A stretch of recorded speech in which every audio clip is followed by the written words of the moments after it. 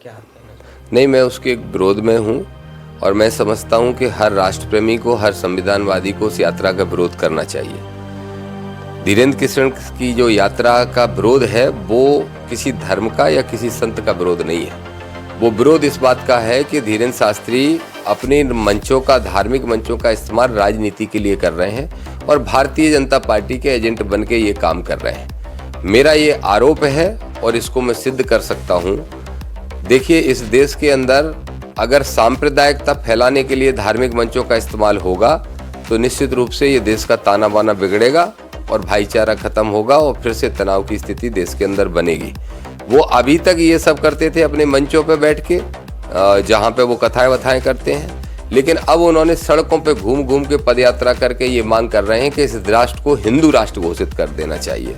मैं सबसे पहले तो ये कहूँगा कि जो बाबा साहब डॉक्टर भीमराव अम्बेडकर ने संविधान लिखा है, हमारे भारत का जो संविधान हमारी शान है, उस संविधान के हिसाब से हमारा भारत देश धर्मनिरपेक्ष देश है और अंतर्राष्ट्रीय मंचों पे भी इस देश को सम्मान जरूरत से ज़्यादा इसीलिए मिलता है क्योंकि ये देश जिसमें 100 करोड़ के लगभग हिंदू रहते हैं, उसके बावजूद भी ये देश सभी धर्मों का देश माना जाता है। हिंदू, मुस्लिम, सिख, ईसाई आपस में हैं भाई भाई, ये देश का पहला नारा है। गंगा जमनी तहजीब और धार्मिक भाईचारा इस देश का पहली पहचान है। इसको बिगाड़ने का काम धीरेन्द्र शास्त्री कर रहे हैं, इसलिए हमने राष्ट्रपति जी को चिट्ठी लिखी है। उनकी तरफ से रिप्लाई भी आया है कि वो उस पर फॉरवर्ड किया है, क्या आंसर आता है देखते हैं। नहीं तो बुधवार को हमारा दलित पिछड़ा समाज संगठन ने निर्णय किया है कि हम जबलपुर हाई कोर्ट में याचिका लगाएंगे और इस यात्रा को रुकवाने का प्रयास करेंगे और ये यात्रा रुकेगी, ऐसा हमें पूरा विश्वास है। ये गैर संवैधानिक यात्रा है। भारतीय जनता पार्टी के एजेंडे और धीरेन्द्र कृष्ण शास्त्री के एजेंडे एक ही है। किसी संत को इससे क्या लेना देना कि राष्ट्र हिंदू बन जाए, और अगर राष्ट्र को हिंदू बनाना है तो सरकारों से क्यों बनाते हो, अपनी विचारधारा से बनाओ। आप ऐसी विचारधारा को फैलाओ, अपनी भावनाओं को फैलाओ, लोग दूसरे आपसे प्रभावित हों और आपके धर्म को स्वीकार कर लें। क्या कारण है कि इस देश में आज से 50 साल पहले 90% हिंदू था, आज इस देश में 90 की जगह अगर 80 बचा है या 70 बचा है तो क्यों बचा है?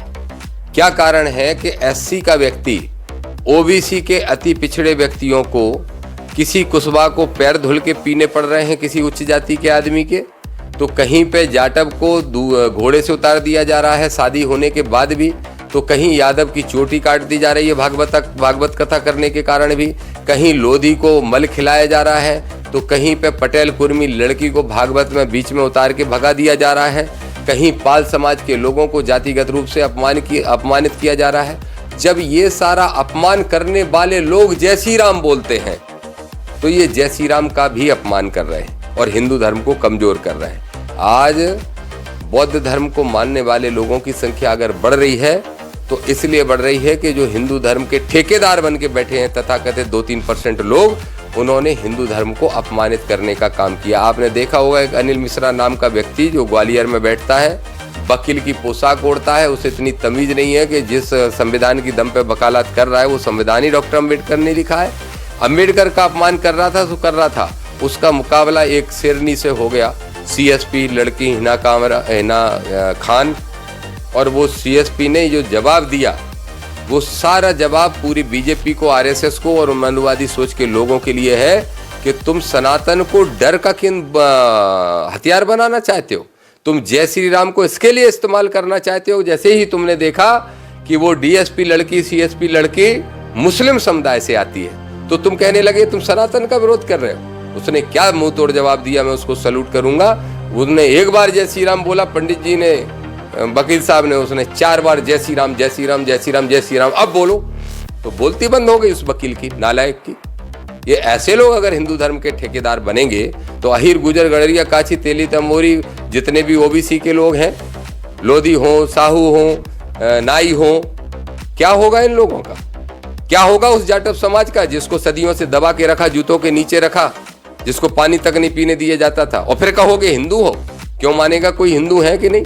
तो ये नालायक लोग हिंदू धर्म को कमजोर करने का काम कर रहे हैं, वही काम धीरेन्द्र शास्त्री कर रहा है। इसलिए मैं धीरेन्द्र से नाराज हूं और किसी कीमत पे इस तरह की यात्राएं नहीं होने देगा हमारा संगठन। मुकाबला अभी हुआ नहीं होगा किसी नेता से, 4 नेताओं की गुलामी कर रहे हैं, सुरक्षा लेके घूम रहे हैं। मैं तो ये कहता हूँ दूसरों का भविष्य जो आदमी बता रहा है, उसको खुद की सुरक्षा के लिए पुलिस की जरूरत क्यों है? क्यों है? मैं मांग करता हूं आपके माध्यम से, इस देश में जितने भी बड़े बड़े संत हैं सबकी सुरक्षाएं हटा देना चाहिए, सबकी सुरक्षाएं तत्काल प्रभाव से, क्योंकि वो तो चमत्कारी है।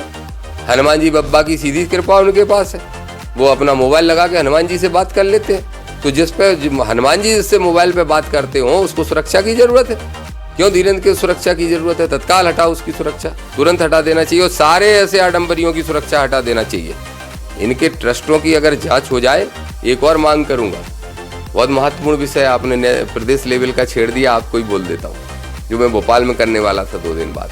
मध्य प्रदेश के मैंने 10 ट्रस्ट छांटे हैं, उन 10 के 10 ट्रस्टों की संपत्ति की जांच करा के उसकी 90% संपत्ति सरकार के कोष में जमा कर ली जाए।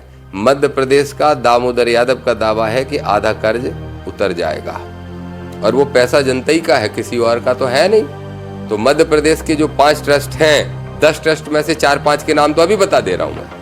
पहला ट्रस्ट तो यही है धीरेन्द्र का, दूसरा ट्रस्ट है वो सीवर वाले बेलपत्र वाले बाबा का, और बहुत सारे छोटे मोटे मिला के, मैं नाम नहीं लेना चाहता, कईयों की भावनाएं हाथ हो जाती हैं, तो समझ जाओ।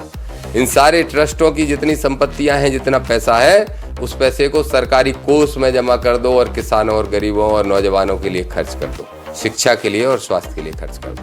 पैसा बहुत आता है तो उसका नंबर 1 करने के लिए कुछ ना कुछ बहाने बनाने पड़ते हैं। कोई ट्रस्ट चला, कोई गौशालाएं खोलेंगे, कोई आश्रम बनाएंगे, अनाथ आश्रम, वृद्धाश्रम, तो इससे उनकी तारीफ भी होती है, और जो चंदा मिलता था वो 4 गुना ज़्यादा हो भी जाता है। फिर जो नंबर 2 का पैसा भी यहाँ वहाँ से ये लोग उठा लेते हैं, उसको नंबर 1 का करने के लिए इस तरह के धतकर्म करते रहते हैं। अगर धीरेन्द्र शास्त्री या किसी भी ऐसे आदमी को कुछ अच्छे काम करने ही हैं, तो इतने बड़े बड़े देश के डॉक्टर्स हैं, इन अस्पतालों में उनमें मदद कर दें और मरीजों का इलाज चालू करा दें। मैं तो धन्यवाद दूंगा, कई फिल्म लाइन में काम करने वाले कई एक्टर हैं, ना सिर्फ सलमान खान, ना सिर्फ अक्षय कुमार, बहुत सारे हैं, वो तो हैं ही, वो लोग तो करते ही हैं। बहुत सारे हैं जो पता भी नहीं चलने देते किसी को कि वो क्या काम कर रहे हैं। एक एक्टर तो ऐसा है जिसने 1000 कैंसर पेशेंटों का इलाज करा दिया अपने पैसे से, और आपको और हमारे बीच में उसकी चर्चा तक नहीं। ये तो प्रचार करने के लिए ये सब करते हैं, ताकि प्राइम मिनिस्टर को बुला सके और नरेंद्र मोदी मंच पे आके कह सके, मेरे छोटे भाई धीरेन्द्र शास्त्री, अरे नरेंद्र मोदी जी, तुम्हारा छोटा भाई इस देश में आग लगाने की कोशिश कर रहा है, रोकिए उसे, नहीं तो फिर हम रोकना, सबक सिखाना सब जानते हैं।